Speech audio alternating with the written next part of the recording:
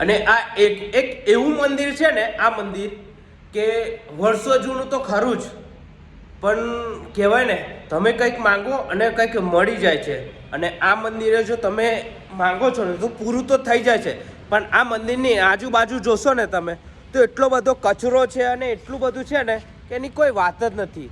આપણા વડોદરાની અંદર બસ એક જ છે કે જેટલા પણ નેતાઓ છે ને, જેટલા પણ નેતાઓ, આ હું ખુલ્લી ચેલેન્જ આલું છું કે જેટલા પણ નેતા છે ને બસ એમના ખીજા ભરે છે.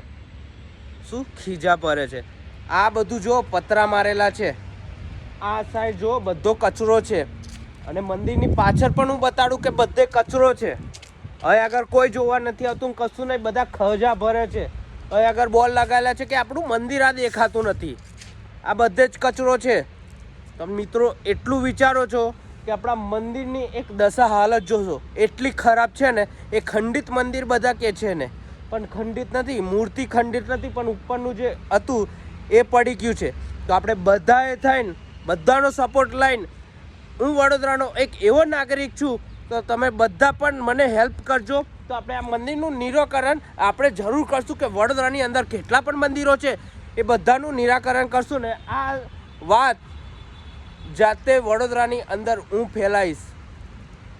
વડોદરાની વિડીયોને તમે લાઈક કરો, કોમેન્ટ કરો, ના કરો, મને કોઈ ફરક નહોતો પડતો, પણ આ વિડીયોને વધુથી વધુ શેર કરજો કે બધા સુધી આ વિડીયો પહોંચી જાય એવું કરજો. તો હર હર મહાદેવ. અને જો મારી ચેનલ છે સંદીપ સોલંકી, જો તમારે આ મંદિરના વિડીયો જોવા હોય ને તો જલ્દીથી ઇન્સ્ટાગ્રામ, ફેસબુક અને યુટ્યુબની અંદર ફોલો પણ કરી દેજો. ચલો, હર હર મહાદેવ મિત્રો.